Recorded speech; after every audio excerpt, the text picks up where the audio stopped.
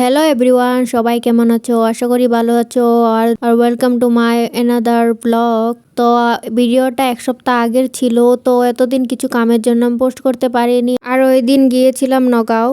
প্রথমে গিয়েছিলাম ব্যাংকের থেকে এসে তারপর গিয়েছিলাম গাড়ি সার্ভিসিং করাতে। আর এখানে এসে তো দেখি যা ভিড়, তার বাইকটা লাইনে দিয়ে এসে আমরা উপরের ফ্লোরে বসেছিলাম। তারপর অল্প চা দিয়ে দিল খেতে, একদম বেকার লাগছিল খেতে। 3 ঘন্টা ওয়েট করার পর ফাইনালি আমাদের বাইক সার্ভিসিং করাতে নিল। তারপর আমি বোর হচ্ছিলাম, অল্প ফুচকা খেয়ে আসলাম। তারপর আসলাম ডমিনোজে।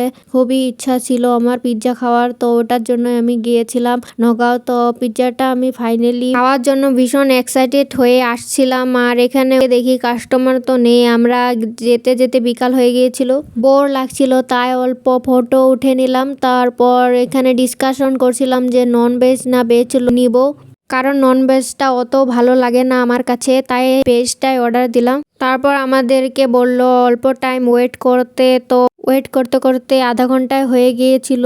আর এখানে দেখো মানুষই নাই আজকে, আর জায়গাটাও ফাঁকা ফাঁকা হয়ে আছে। আর ওইখানে আমাদের পিৎজাটা বানাচ্ছে।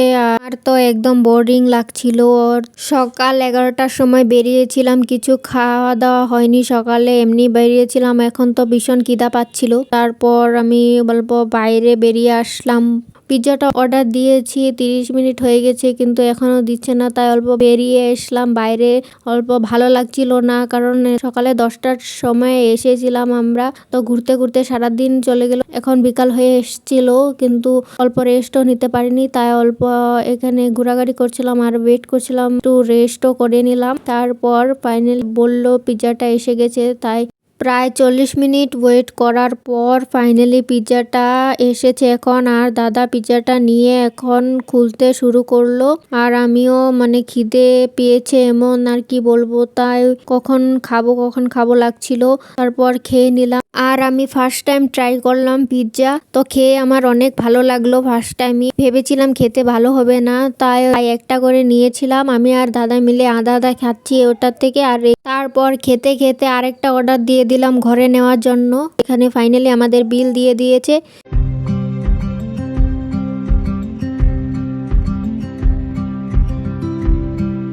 তারপর ওইখান থেকে বেরিয়ে আসলাম আবারও ফুচকা খেতে। তো এখান থেকে ফুচকাটা খেয়ে চলে গেলাম সিধা ফার্মেসিতে। ওইখান থেকে কিছুটা ট্যাবলেট নিতে হবে, তো এখানে ফার্মেসিতে এসে তারপর জুতার দোকানে ঢুকলাম জুতা পছন্দ করার জন্য। এখানে পছন্দ হয়নি জুতা যেরকম। তারপর আমাদের অর্ডারটা নিয়ে ঘরে চলে আসলাম। আসার পথে আমাদের এখানে একটা বড় বাজার হয়, রূপহী টাউন, ওইখান থেকে আমরা জুতাটা নিয়ে নিলাম। আর এখানে পছন্দ হয়েছে জুতাটা, তাই ওইখান থেকে নিয়ে নিলাম। আর এই বাজারটা অনেক বড় বাজার। পুরো নগাঁওটা ঘুরে ফাইনালি এখন আমাদের ঘরের কাছ থেকে নিয়ে নিলাম। এই লাইটিং এর জন্যই রাতের চলাফেরা করতে আমার ভীষণ ভালো লাগে। আর ফাইনালি আমরা এখন ঘরে চলে আসছিলাম। আর রাতও অনেকটা হয়ে গিয়েছিল। আমার ভিডিওগুলি দেখতে যদি ভালো লাগে তাহলে লাইক, সাবস্ক্রাইব আর শেয়ার করে দিও। তো আবারও দেখা হচ্ছে। See you again, bye by.